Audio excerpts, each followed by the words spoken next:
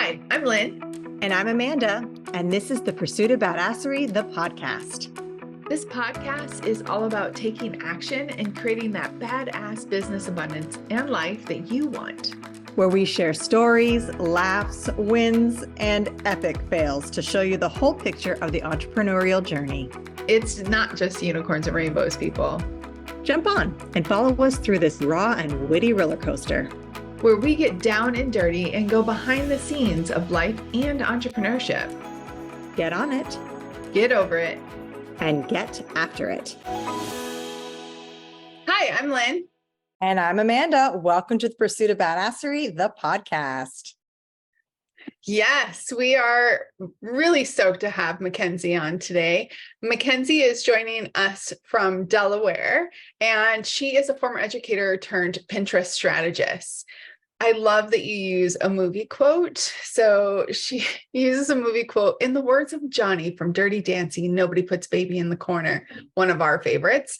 Instead of being a best kept secret with hidden content in the corners of your website and social media, Mackenzie teaches entrepreneurs with blogs and podcasts to fill their audience with ideal clients using Pinterest. So all you Pinterest scrollers, this one's for you. She believes that Pinterest is an underutilized strategy for most businesses, especially entrepreneurs.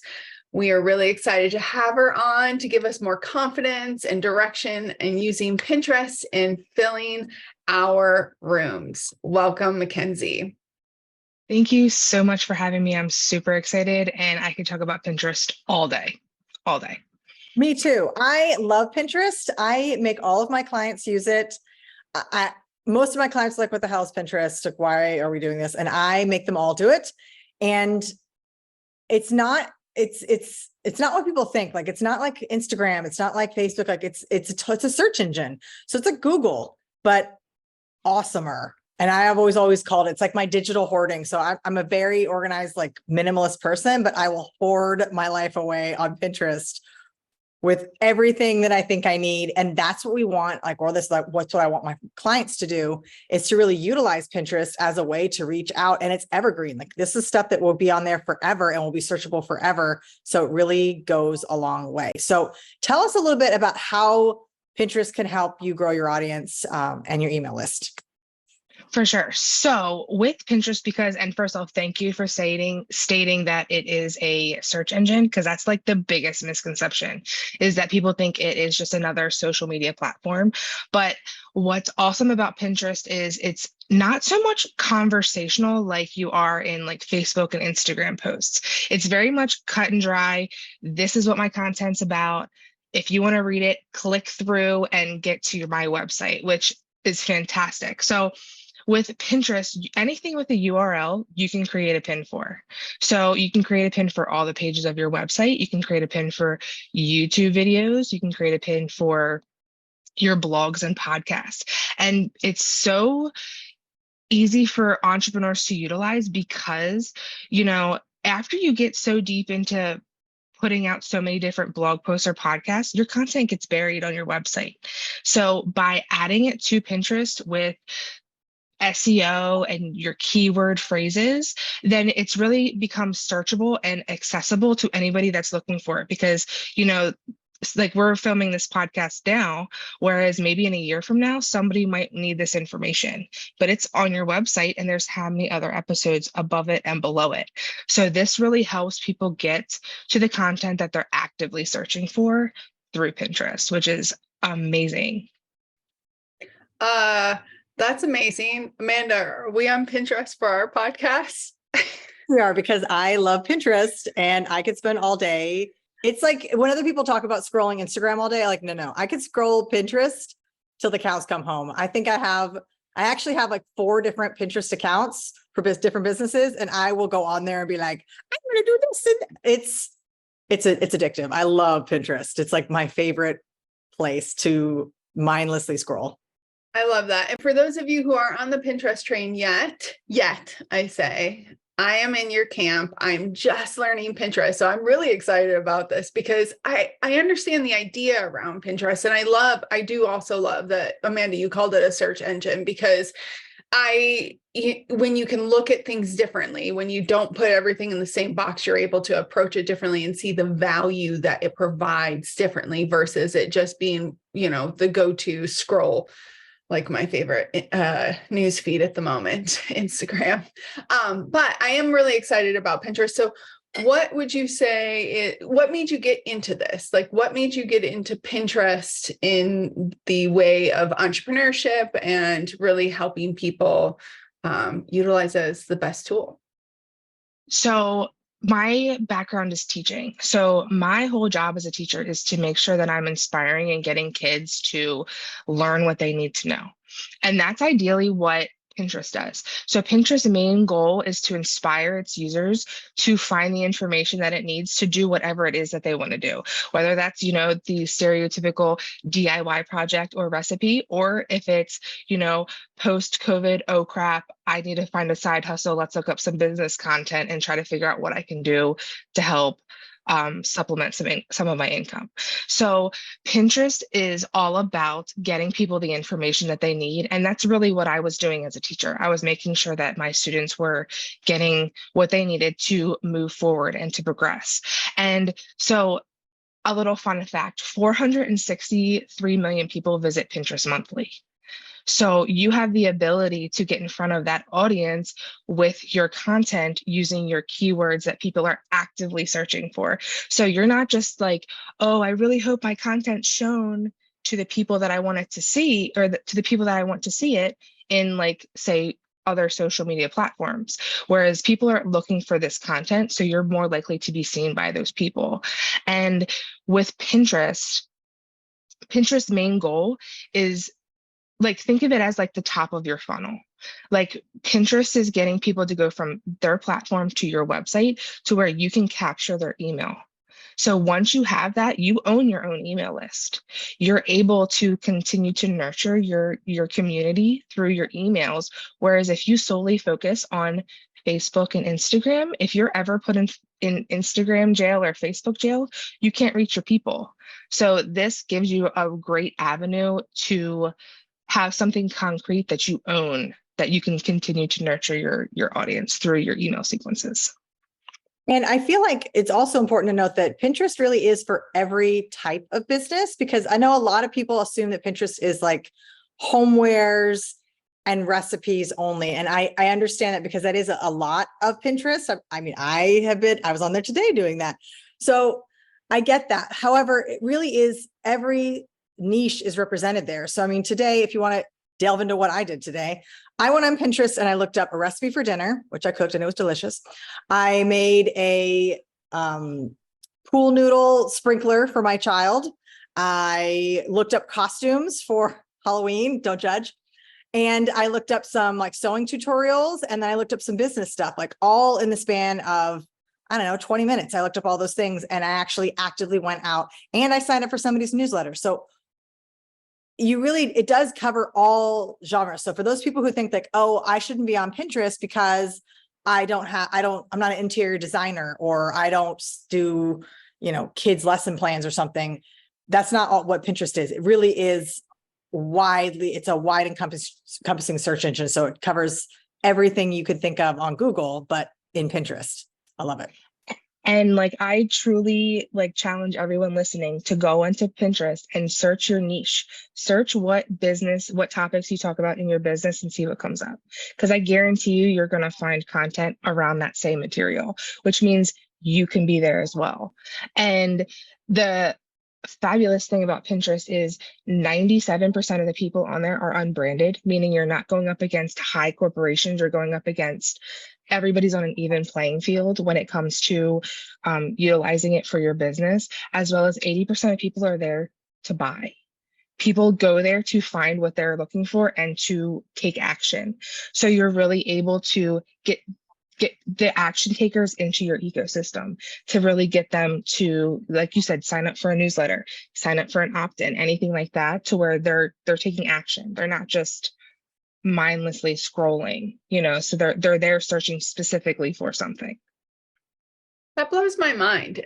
And again, from a Pinterest, baby, just a baby, that hasn't put effort into it, even though I've known, and I've just focused other places first. However, a couple of things, it just like it clicked for me right here.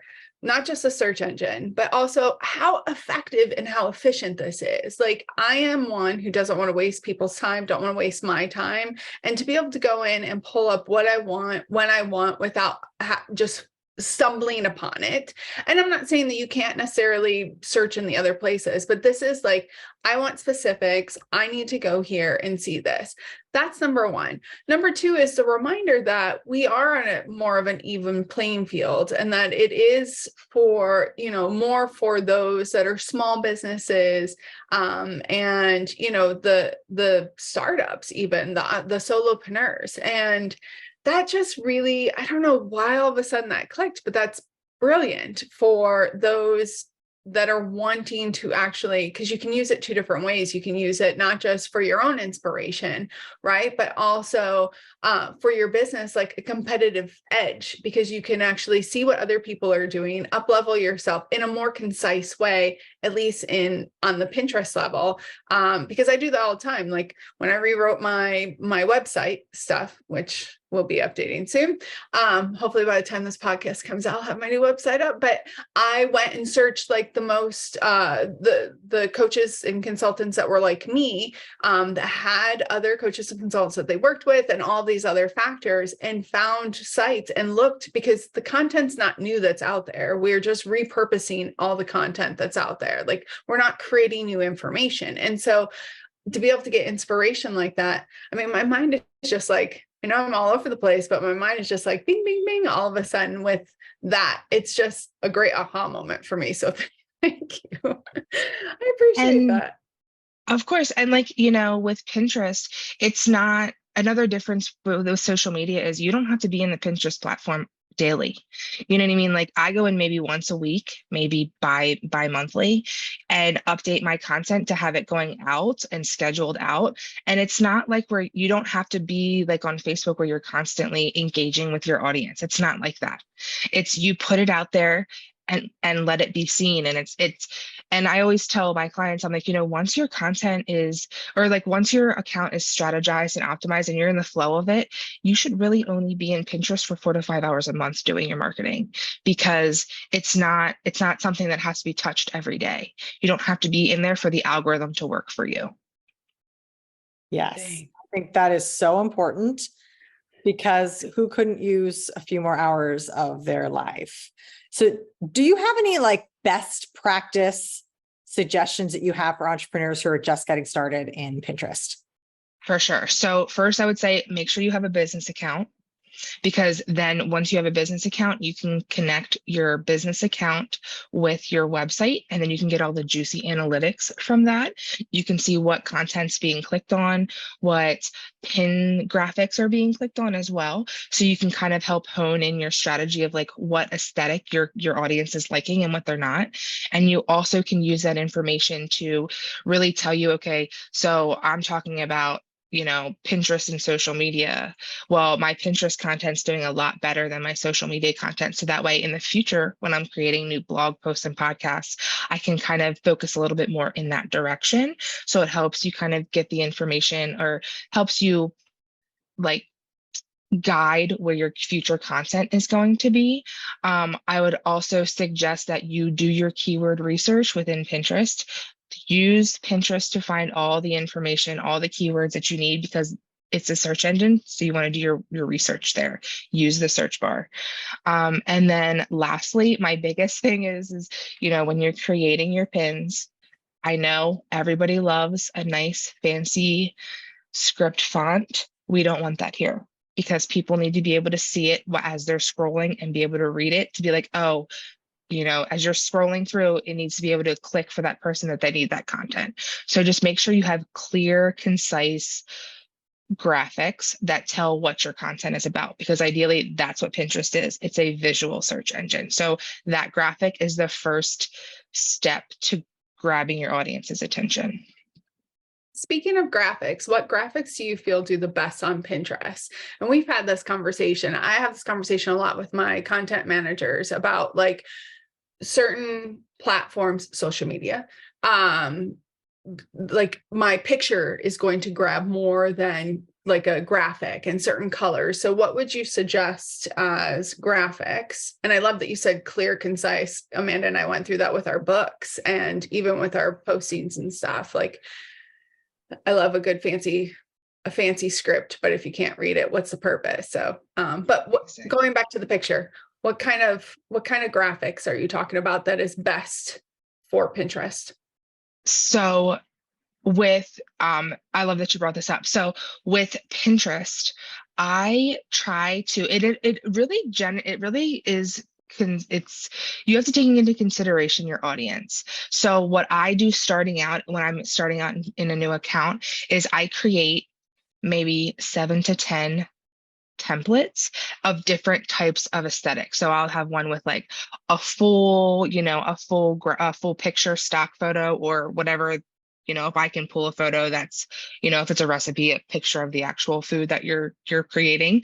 And then the text overlay, I have one that just has no photograph and it's just a colored graphic with a text overlay. And I kind of do a variety. And after a month or so, I'll see which people are gravitating towards, and then I'll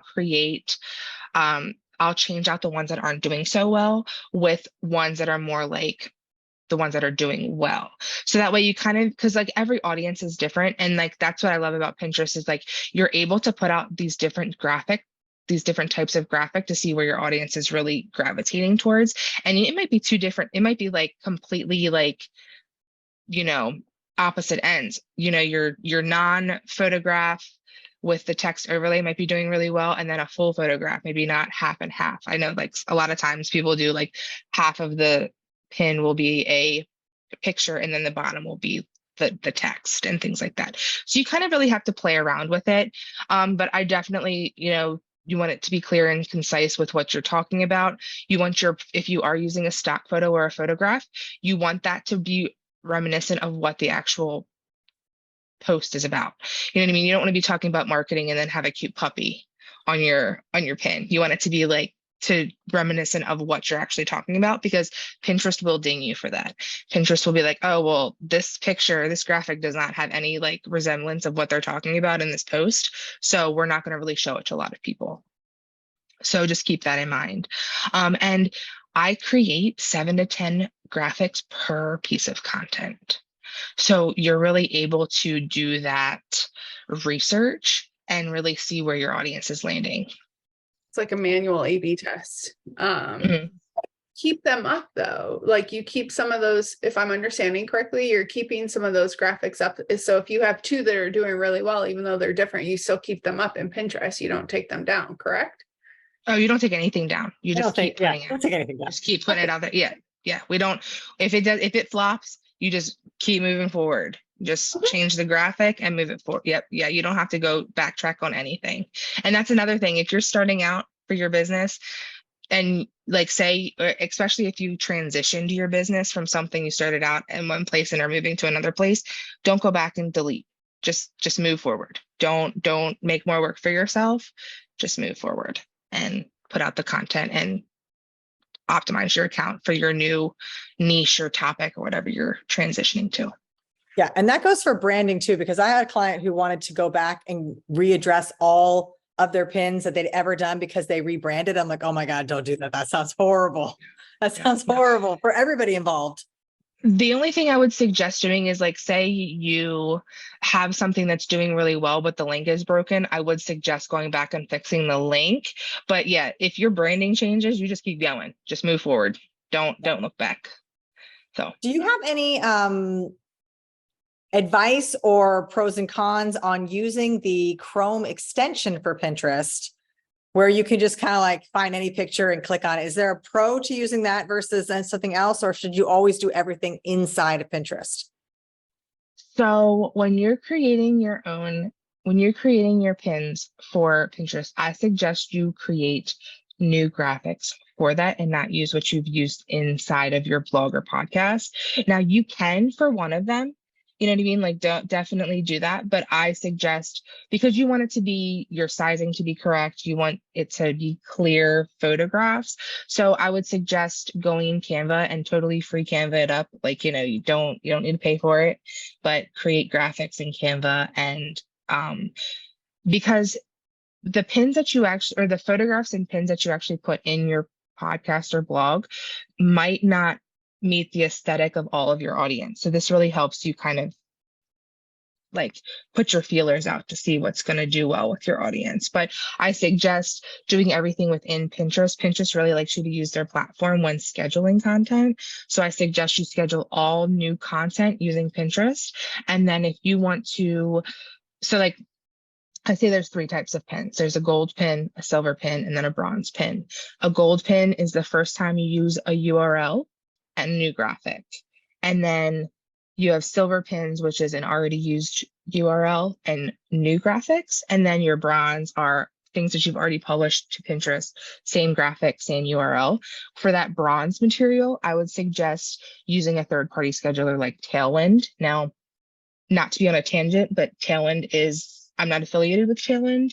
I do suggest using Tailwind, but it's the most robust, but it does have its glitches and things like that. So, depending on if you're already using another type of scheduler, definitely go with that. But the most robust scheduler that I've worked with has been Tailwind. I'm sitting here, my mind's blown. I'm really like, this is probably like a little mini education for Lynn, since Lynn is not a Pinterest person and I'm just diving into this, and it's really cool. Yeah, I'm gonna get off of this call after we record other podcasts and do some Pinterest work. Holy cow. So what would you say is your biggest lesson learned since doing this, since being an entrepreneur, going from even like in general, not just in the Pinterest world, but even diving into entrepreneurship? I would say the biggest lesson is, just that getting started. Just take the leap and go for it, because, nothing's ever going to change if you don't try. So that was kind of like my biggest hurdle when starting my business. Was I went from that 9 to 5 to teaching online, which kind of helped me get my feet wet a little bit, to really diving deep into becoming an entrepreneur, my own business. So just kind of like, like suck it up, buttercup, just try it. If it doesn't work, it doesn't work, and move on. So that was kind of like my biggest hurdle, my biggest setback, if you will, just because I kind of was like, I'm afraid, but once I just kind of got past that. And another thing is I regret not starting my email list sooner. I wish I would have just started out with my email list, but I didn't even think about that as a part of starting out. So. Yeah. And I think it's also important to say, like, it's okay if your email list has 1 person on it, or like 3 people.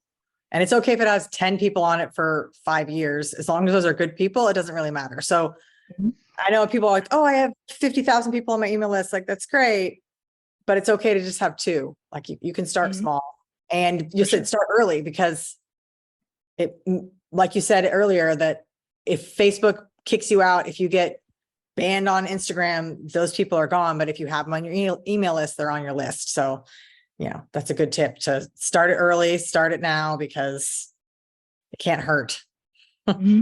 Exactly. Yeah. And for those of you who are seasoned entrepreneurs that have not gotten into your email list, just start today, start tomorrow. It's okay. Like, today is the best day besides yesterday, but we can't do anything about yesterday. So just start. What is one thing that you really love about what you do? I really love that, especially with Pinterest, I feel like I'm really able to help people find the content that they're needing in whatever niche that is, whether that's the DIY recipe, or the wellness or business. I love that I'm able to help my clients get their content in front of the people that really actually need it, and they're really going to benefit and utilize that content. So is there any one piece of advice or for anybody who's like a seasoned entrepreneur who's had a business for a while, they're not starting out new. Is there anything different that you would suggest for them than somebody who is brand new starting out? Is there anything that we need to think about as seasoned entrepreneurs starting for the first time on Pinterest, or is it everybody is on equal playing field? I would just say, get your content out there. Do a deep dive into the content that you already have. And even if it's older content, if it's evergreen, if it's doing well and it's done well on other platforms, put it out on Pinterest. It doesn't have to be new content that's going out. You can put older content because, why recreate the wheel? If you already have good content, it's not like the information has changed. Get it in front of the people that can utilize it. And, it's never too late to beef up your Pinterest. You can always go in and freshen up your optimization, do your keyword research, and, breathe new life into your content. 100%. So this is more of a personal question, but also I'm sure some of our audience might have multiple businesses. So Amanda and I, we have multiple businesses, and obviously the Pursuit of Badasserie is underneath one umbrella, and then we both have our own separate businesses. So let's say, all of our podcasts are on the Pursuit of Badasserie Pinterest. If I then start putting on my personal Pinterest, does that ding us? Does that hurt us? Does that help us? Does it not bother either way? It actually, I think that it would be beneficial because Pinterest is there for you to save content. So when I tell people when they're thinking about their account, you want to think about it as you want to create boards for your account that are going to help your audience. So if your personal business and your podcast overlap, then, by any means, share it to both accounts, because it's just getting more people in front of your information. So I definitely think that, I try to tell people, save other people's content or, your personal content to your business if it's going to help your audience. Just try not to, you don't want to save your competitors, or you don't want to save anything that conflicts with the message or the content that you're putting out. So if it overlaps, by any means, share it between both. Put it out there for everyone to find, because, people on your personal business might help bridge that gap over into your podcast. Yeah. Okay. Random board question. Mm-hmm. What is your opinion on the way you name your boards? Your keyword. Nothing special, nothing fancy. Don't be cute. Don't be cute. Anywhere you can type on Pinterest is a place to utilize keywords. So if it's about copywriting, put copywriting. Don't be oh, the fancy, fun, free way of blah, blah. No, just copywriting content or whatever you're talking about, because that's how people are finding you. When you go type in the search bar in Pinterest, you'll see that topics pull up, and then under that you'll have boards pull up, and then under that you'll have profiles pull up. So if you are a copywriter, make sure copywriter is in your title of your profile, because that's another way for people to search you. Yes, you want to put your name, but Mackenzie Armstrong, / Pinterest strategist. So that way when people are looking for Pinterest strategist, I pop up. So yes, it's all fun and cute. Yay, we want to be cute in our business and make things fun and things like that. But when it comes to SEO and keywords, just straightforward to the point, it's all searchable. And also make sure that when you're doing your keywords, that you're talking the way your audience talks, not necessarily the way you talk about your own content. Because that. Yes, because as a specialist for Pinterest, I talk about things a specific way, but that's not necessarily how my audience is going to search for that. So just make sure you take that into consideration of how your audience speaks about things, and then do your keyword research. Mackenzie, thank you for saying that. Amanda and I get on this rant all the time with each other, but also clients, but even speaking about it. People, stop talking. I literally just had this conversation with my girlfriend. Stop talking to yourself. Talk to your audience. And I love that you said that. Your target audience. You need to be speaking in your target audience's language. And I love that you said that about Pinterest too. Yes, yes. Because anywhere you can type is a place to be found, is a place to put keywords. So utilize it, utilize every space. Love it. Love it, love it, love it. Thank you so much for being on the show. If anybody is interested, we do also have a freebie from Mackenzie. She has the 5-step Pinterest lead generation, and that is in our show notes. So that's a direct link to that. And it is awesome. I highly recommend you get it. It's just a checklist of the 5 things to do that she does as a Pinterest strategist to make sure that an account is ready to start gathering those leads. So it's a really great, just 5-step process there. So I would highly recommend that. It is in our show notes. And is there anywhere where can people find you, Mackenzie? Where can they find more information about you? For sure. So you can definitely visit me at my website, armstrongvirtualsolutions.com.